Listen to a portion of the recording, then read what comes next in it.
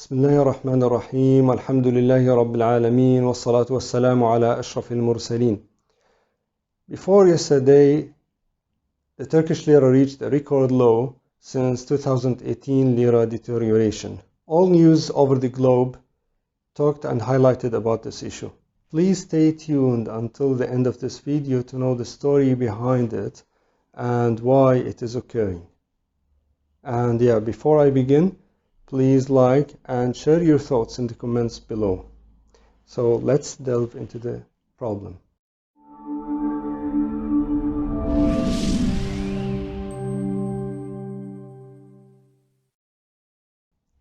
So if we track the issue, we find that popular international news have been talking about the weakening of the Turkish Lira every day during the last week. But in fact, there was a precursor alarming about that this is going to happen. Last Friday, but not yesterday, the Friday even before it, 1st May, Financial Times published a news article with the headline, Turkish Lira succumbs to pressure and weakens past $70. And before that, there was a criticism directed at Turkey by CNBC with the headline, Turkey's economy is in trouble. In both articles, Ankara's state decisions were strongly criticized. Both of them, they showed their concern about the Turkey's foreign reserves being decreasing, and they mocked Turkey's state decisions for shunning the option of requesting funds from the International Monetary Fund. And even CNBC reported one of the analysts describing this decision as idiotic. So now let's analyze the headlines. Are these articles a reflection of the fears of investors?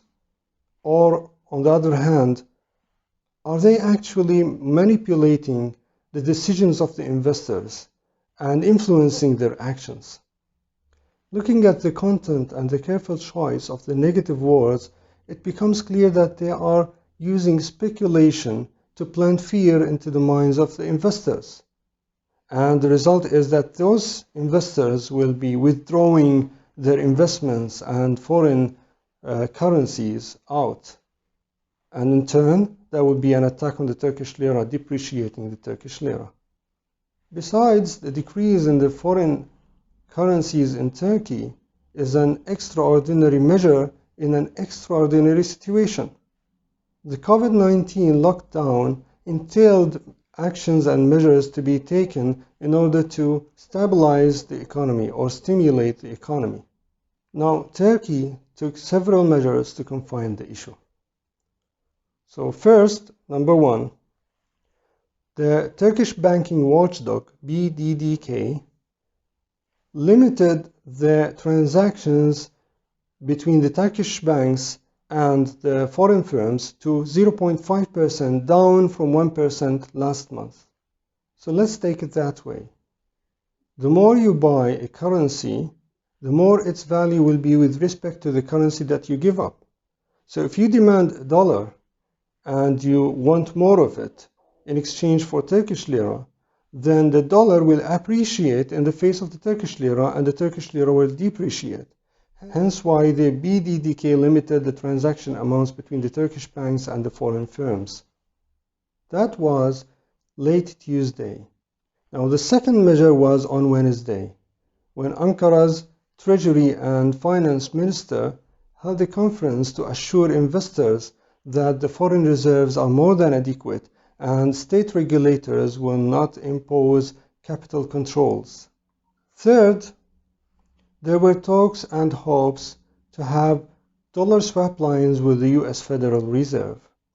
But unfortunately, the precursor alarms and the announcement of Ankara's Treasury and Finance Minister for the conference was followed by a blow on Wednesday, when one of the policymakers of the US Federal Reserve said that the dollar swap lines is only for countries which they have mutual trust among them. To exacerbate the issue, late on Thursday, three big financial institutions based in London were alleged of weakening the Turkish Lira. They bought foreign currencies from Turkish banks and delayed meeting their liabilities, despite that the electronic fund transfer closure was delayed in Turkey for them to meet those liabilities.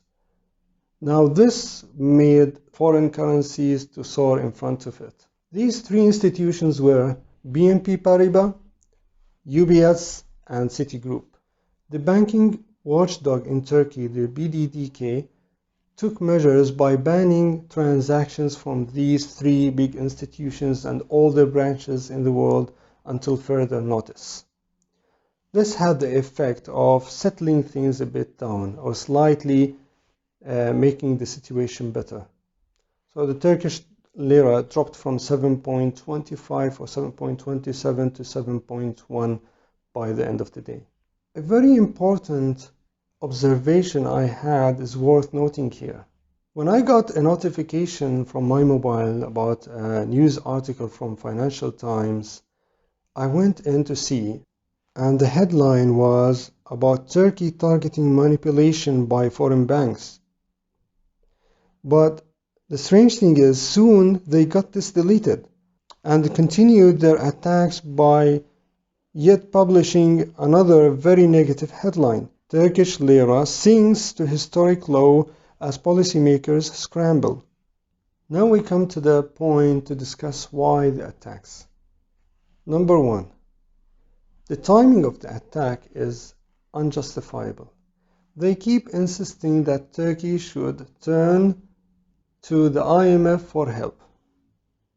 Why is that? Simply because they want the Turkish sovereign to come back again under the mercy of the International Monetary Fund, or else face its fate of a stumbling economy. Second, Turkey has strenuously but gradually reduced the interest rate over more than 1 year from 24% to about 8.75% without affecting the value of the Turkish lira. And even the Turkish lira was improving at certain times in that period. So that knocks down one of the pillars of monetarism. Enemies of Turkey and the Westerns and the proponents of the current economics don't want you to uncover this truth, and they don't want to undermine their principles. They want everyone to continue to believe that increasing interest rate in these situations is the only solution to maintain the currency and even get it improved.